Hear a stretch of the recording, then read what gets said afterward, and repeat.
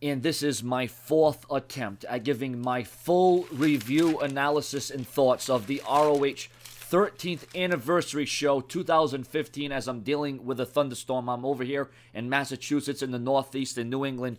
The 4th time trying this, dealing with power outages, dealing with frozen temperatures, dealing with the chills. They're all multiplying, but yet here I am trying to review ROH. My first time doing this. So please, I've already done this in depth and thorough about 4 or 5 times. Then my power went out. Then my mic went out. Battery went loose. I don't know what happened, but I'm going to try to run down this as good as I can here. Started off huge. I mean, this was thrilling. It was entertaining. It was one of the most thorough pro wrestling shows I have seen in a very long time. They say this is the premier location, the premier destination to watch ROH if you want pure wrestling. And there was nothing... It was anything but poor, okay? Now, I know the WWE and ROH are 2 different cats, and there's a distinction there. There's a dynamic there that separates this from the WWE, and that's why I'm trying to elevate my channel to the indies, to pure pro wrestling, because at the end of the day, you watch it to be, you watch it for the enjoyment. You watch it for the unpredictable factor.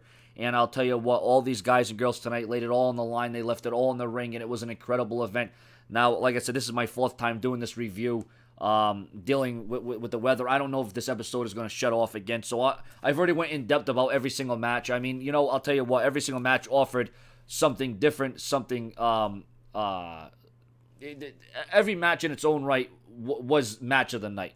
I mean, there was not one match that was 2 out of 5 stars. Every match was at least 3.5 out of 5 stars, 4 out of 5 stars, or 5 out of 5 stars. And no, I'm not just doing this to just get up a review up. I watched every single match, and I could not believe the athleticism. I could not believe the exhibition. I could not believe the mat work, the high-flying maneuvers.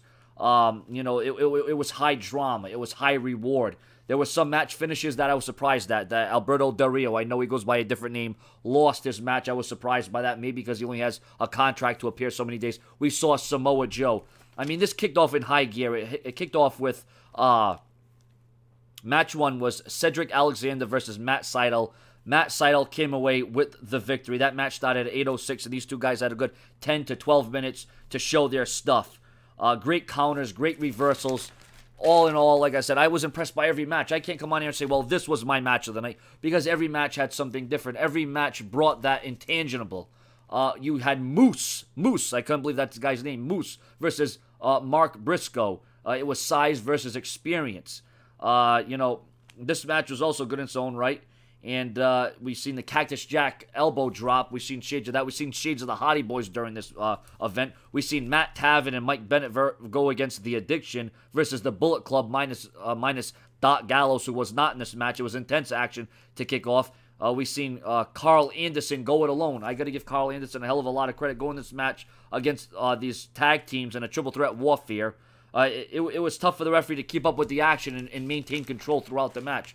But this was physical. It was smash mouth.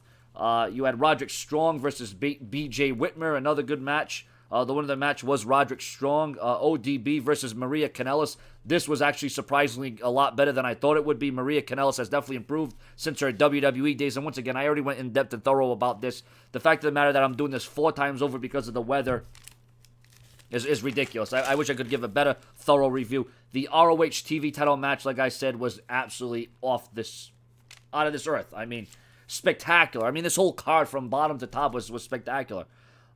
You've seen AJ Styles versus ACH. Now, this match was the sleeper of the night, but I felt it was still decent. I wouldn't say it was solid or good. It was decent. We've seen a 4-corner survival match for the ROH Championship. Jay Briscoe versus Michael Elgin versus Ciampa versus Hanson. And Jay Briscoe came away with the win. I felt it was a solid match, but the ending was a little bit piss poor, for my opinion. Now, they were in Las Vegas tonight for the 13th anniversary, right? Now, the odds surely favored ROH tonight. This was a roll of the dice, and ROH came away with a winner. I'd give this whole pay-per-view 9 out of 10 stars. Now, once again, I do apologize that I know a lot of you people will not believe me. Oh, you know, you're just giving a half-ass effort. No, believe me, I was entertained. I was on the edge of my seat for pretty much every single one of these matches. It was diverse. It was dynamic. It was a whole different feeling. It was a whole different aura watching this pay-per-view. That's the perception that I got. So I'm going to end this pay-per-view review right now and say 9 out of 10 stars. And like I said, every match was at least 3.5 out of 5 stars, if not higher. But, like I said, it's tough for me to say what was the match of the night because every match had its highlights. There's no doubt about it. But I think the ROH tag team match with Bobby Fish and Kyle O'Reilly versus the Young Bucks was one of the greatest tag team matches that I have seen in the last 5 to 10 years. And that's maybe because I've only been watching WWE, although the WWE is starting to develop their tag team division.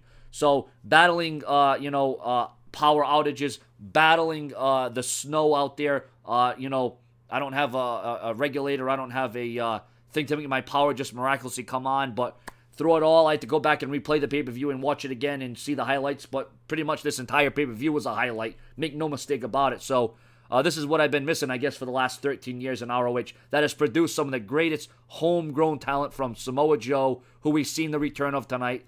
Christopher Daniels Kazarian. We've seen, ROH stars like CM Punk and Daniel Bryan, who were really at the forefront of this company.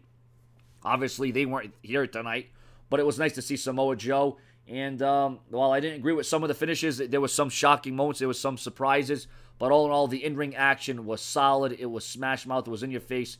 And ROH really brought it tonight. They brought another dynamic. And I am proud to say that I didn't waste any of my time. This was very much worth my time, my money, and investment into it. Your comments, your opinions, subscribe.